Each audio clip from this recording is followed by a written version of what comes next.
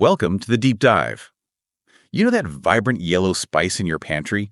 The one often linked to healthy living. Turmeric. Exactly. We're taking a close look at turmeric today. It's got this incredible history, used for centuries in traditional Ayurvedic, Indian, and Chinese practices, and the buzz just keeps getting louder. Absolutely. Turmeric is, well, it's far more than just a kitchen staple, isn't it? It's been a go-to in traditional medicine for a huge range of things. Our goal in this deep dive is really to understand what the science says about its benefits, to kind of cut through some of the hype using the information we've gathered. Okay, so at the heart of turmeric's power is this compound called curcumin. But here's the first kind of fascinating hurdle. Yeah. It's not easily absorbed by our bodies. Right. It's like having a key that doesn't quite fit the lock. Yeah. But our sources have some really interesting clues on how we can help our bodies actually use it. Exactly. While curcumin has so much potential, the fact that it's not readily absorbed means just, adding a dash to your cooking might not give you the full benefits. We need to figure out how to unlock that potential. Let's jump into what everyone talks about first.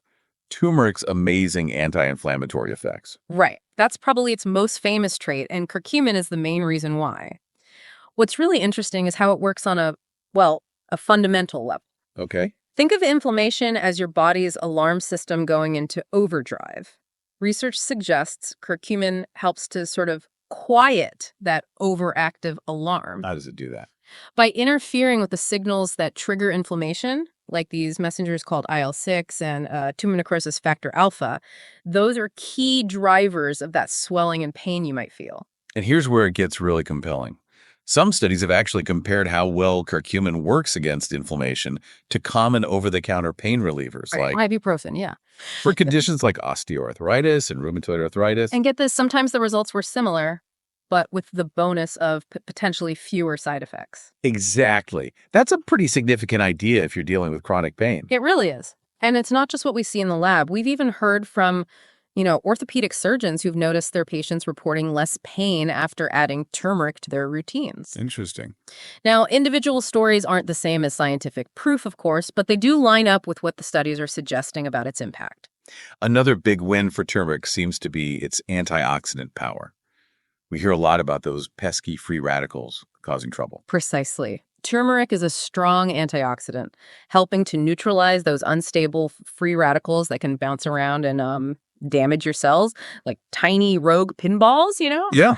But it doesn't just sweep them up. Research indicates curcumin can actually help your body produce more of its own antioxidants Oh. by activating certain genes involved in making things like glutathione and other antioxidant networks. So it's not just fighting the damage, it's helping your body build a better defense system, you see. Now let's switch gears a bit and talk about the brain. There's a lot of exciting buzz around how turmeric might affect brain health and even, our mood. This is a truly fascinating area. Studies suggest curcumin could support our brains by increasing levels of something called brain-derived neurotrophic factor, or BDNF. BDNF. Yeah, think of BDNF as like fertilizer for your brain cells, helping them grow and connect. Okay. Interestingly, lower levels of BDNF have been linked to conditions like Alzheimer's and depression. So if turmeric can boost BDNF, could it be a way to maybe help keep our minds sharp as we age? And maybe even lift our spirits? That's the direction the research is pointing. Some studies have shown potential improvements in memory, cognitive function, and even mood with curcumin. Wow. There have even been studies comparing its effects to some antidepressants, which is quite remarkable. Really? Plus, curcumin has shown it can cross the blood-brain barrier, that protective layer, and may even help clear out those amyloid plaques that are associated with Alzheimer's disease. That's incredible. What about our hearts? Can this golden spice also offer some love to our cardiovascular system? It appears so. Turmeric may contribute to a healthier heart in a few ways. It can help improve the function of the endothelium. That's the lining of our blood vessels, right? Exactly, which is really important for good blood flow. And because it's anti-inflammatory and an antioxidant, it also helps protect the whole cardiovascular system. Our sources even highlighted a study with patients who had bypass surgery. Yes, that was interesting. A study showed a pretty significant drop. I think it was around 65% in the risk of heart attacks for patients undergoing bypass surgery who took curcumin in the days leading up to it. 65%. That's huge. It is. And beyond that, turmeric has also shown promise in helping manage cholesterol levels, potentially lowering LDL, the bad cholesterol, Mhm. and increasing HDL, the good cholesterol, as well as reducing triglycerides and even helping to regulate blood pressure in some people. It feels like we're uncovering layer after layer of potential benefits. Let's talk about blood sugar regulation. That's a big concern for so many. Absolutely. And there's evidence suggesting turmeric can play a positive role there too. It might help lower fasting blood glucose levels, Okay. improve insulin sensitivity. That's how well your cells respond to insulin to take up glucose, and even lower hemoglobin A1C, which gives you a picture of your long term blood sugar control. How does it do that? Is it similar to medications? Interestingly, yes, curcumin seems to work on some of the same pathways as metformin, a common diabetes medication. It seems to help cells take in glucose and reduce glucose production in the liver via something called the AMPK pathway. And it might even offer benefits for women dealing with PCOS, polycystic ovary syndrome. Yes, studies have indicated that turmeric can improve insulin sensitivity in women with PCOS. There's even some research suggesting it might work synergistically, maybe even better, when combined with metformin in this group. But there's a caution there, right? Yes, definitely. And this is important. If you have diabetes and are already taking medication, you need to be cautious. Turmeric could potentially lower your blood sugar too much. Okay, really important point. Definitely something to discuss with your doctor. Okay, let's touch on a topic that always generates a lot of interest. Its potential role in fighting cancer. Right. This is a very active area of research, and we need to be careful here. What we're seeing are findings suggesting that curcumin might have anti-cancer properties. Like what kind of properties? Well, some studies indicate it can affect cancer and precancerous cells, potentially contribute to cancer cell death, that's apoptosis, inhibit the growth of new blood vessels that feed tumors, which is called angiogenesis, Hmm. and maybe even slow down the spread of cancer metastasis in the body. For example, there was one study in men with colon lesions that showed a reduction in the number of lesions after taking curcumin. But still early days. Exactly. It's crucial to remember this is ongoing research. The initial findings are definitely promising, but it's not a proven cancer treatment by any means. Got it. Beyond these major areas, turmeric seems to have some broader positive impacts on our overall health, like boosting our immune system. That's right. Turmeric has shown antibacterial, antiviral, and antifungal properties. These can contribute to a stronger immune response overall. Any specific examples? It's been studied for its potential against specific microbes like H. pylori, which can cause stomach issues, and also candida. So this wide range of antimicrobial activity can be a real asset in supporting our body's natural defenses. And for those of us who sometimes struggle with digestion, what role might turmeric play there? Turmeric can be really helpful for digestion. It's known to stimulate the production of bile from the gallbladder. Which helps break down fats. Exactly. Bile is essential for breaking down fats effectively. So this can potentially ease issues like acid reflux, bloating, and just general digestive discomfort. And maybe for more serious conditions. Well, its anti-inflammatory properties might offer some relief for people with inflammatory bowel conditions like Crohn's disease and ulcerative colitis, though more research is needed there too. It's almost like turmeric has benefits for so many different parts of the body. What about our skin? It makes sense, right? Given its strong anti-inflammatory, antioxidant, and antimicrobial properties, Yeah. it follows that turmeric could also benefit our skin.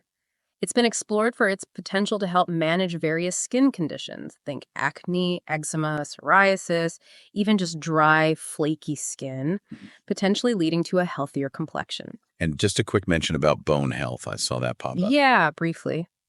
While it's not its primary role, turmeric milk or golden milk, often enjoyed with calcium and vitamin D, well, the turmeric itself might not directly build bone, but it can support overall health, and the combination helps those key bone nutrients get absorbed. Now, we absolutely have to circle back to something we touched on right at the beginning. This is maybe the most critical part. Mhm. How do we actually get our bodies to absorb all this wonderful curcumin? This is the million-dollar question.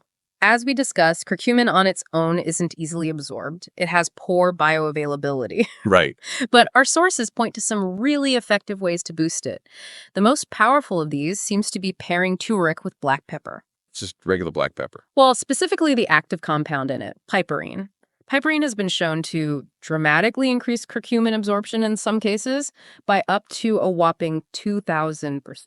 2,000%. Wow, that's a game changer. So just a little sprinkle of black pepper can make that huge difference. It really seems to.